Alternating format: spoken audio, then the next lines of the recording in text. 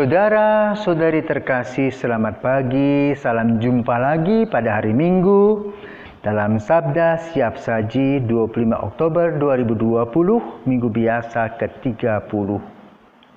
Marilah kita berdoa dalam nama Bapa dan Putra dan Roh Kudus. Amin.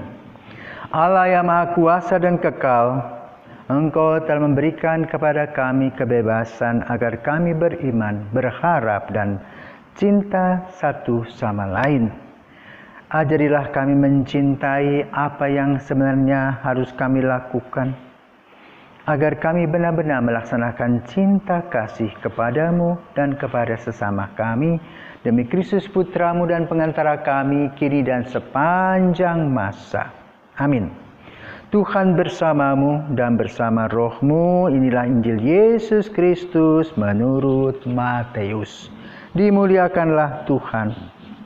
Ketika orang-orang Farisi mendengar bahwa Yesus telah membungkam orang-orang Saduki, berkumpullah mereka.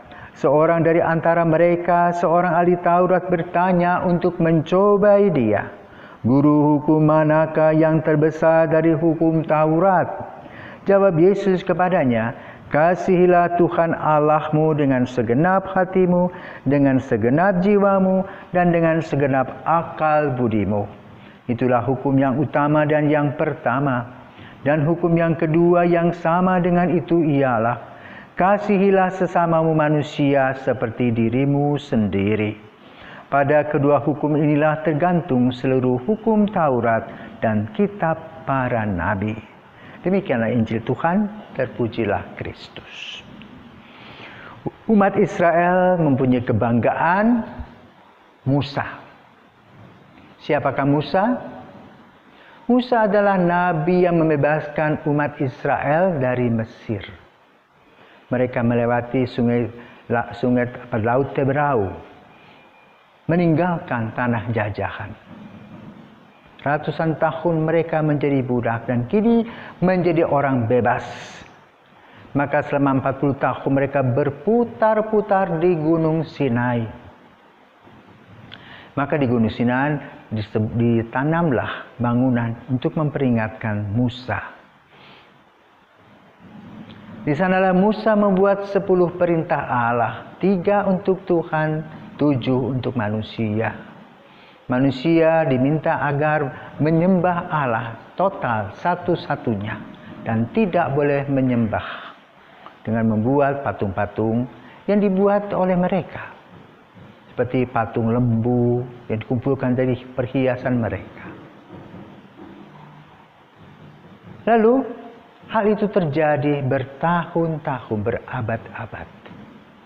Mereka melaksanakannya melalui hukum Taurat, dan khususnya pada hari Sabat, di mana mereka meninggalkan semua pekerjaan dan mempersatukan diri dalam rumah doa, bait Allah, yang kini tinggal kenangan. Maka mereka saat ini berdoa di depan tembok ratapan. Pada zaman Yesus kelihatan 10 perintah Allah ini mulai luntur, salah guna banyak sekali. Maka lalu Yesus ingin mendidik umatnya dengan membuat 2 hal, yaitu hukum kasih. Seperti salib ini, mencintai Allah, mencintai manusia, berterima kasih kepada Tuhan atas kasih-Nya.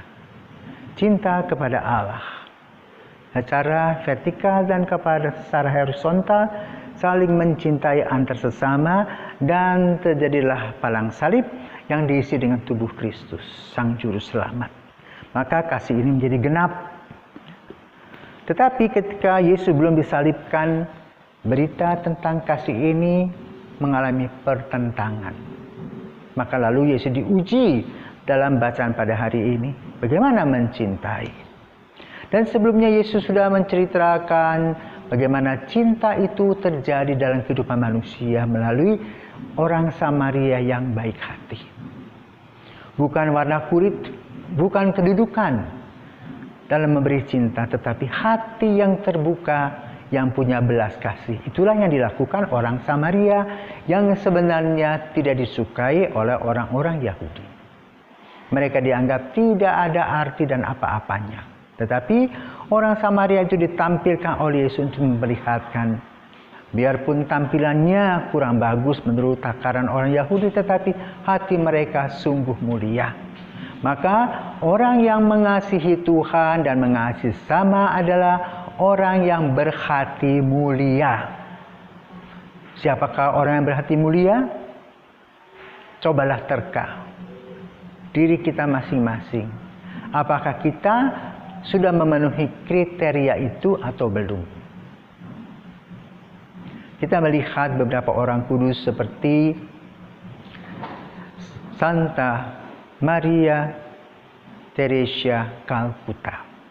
Ibu Teresa Kalkuta menjadi sahabat dekat Yohanes Paulus II yang dua-duanya menjadi orang kudus.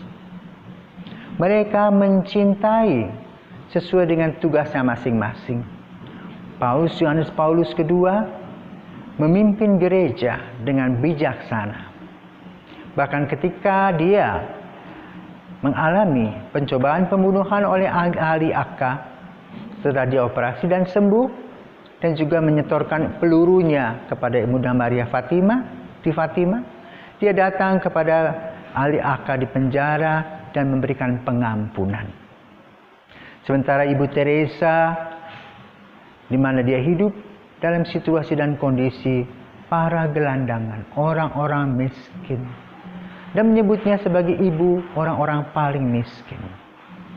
Dia mulai dengan orang-orang yang sudah terbuang di got-got, yang matanya kedap-kedip seperti tidak punya harapan, tetapi dia memberikan nafas, memberikan roh kehidupan.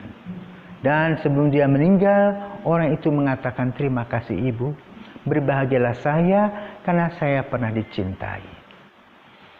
Teresa dari Kalkuta berkobar-kobar mewartakan cinta kasih melalui orang-orang kecil dengan cara memberi makan, memberi obat, memberikan pelajaran dan pengajaran.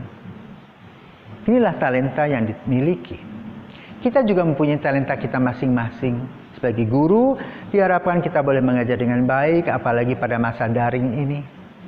Sebagai siswa, kita juga ditantang bahwa teman-teman kita tidak lagi berjumpa setiap hari karena COVID ini. Dan orang tua sekarang menyadari betapa beratnya mendidik dan mengajar anak-anak. Talenta demi talenta diulang, digali oleh Tuhan, sehingga setiap orang bisa menakar sedalam apakah kasih yang diberikan. Mari kita terus berjuang untuk memberikan kasih setia kita masing-masing dalam pelayanan kita setiap hari, di mana saja.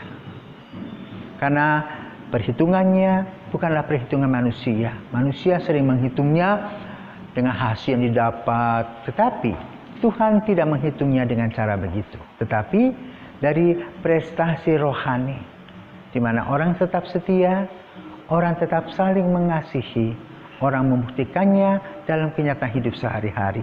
Selamat mencintai satu sama lain sebagai bukti kita mengasihi Allah. Selamat hari Minggu.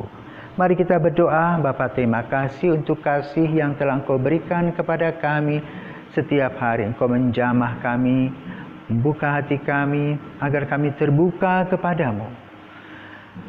Tuntunlah kami agar kami tidak jatuh dalam lubang kegelapan, tetapi kami berada dalam terang cahayamu, sehingga kami boleh mewartakan terang tersebut dalam cinta kasih kami kepadamu dan kepada sesama. Demi Kristus Putramu dan pengantara kami, kini dan sepanjang masa. Amin. Selamat pagi, selamat beraktivitas.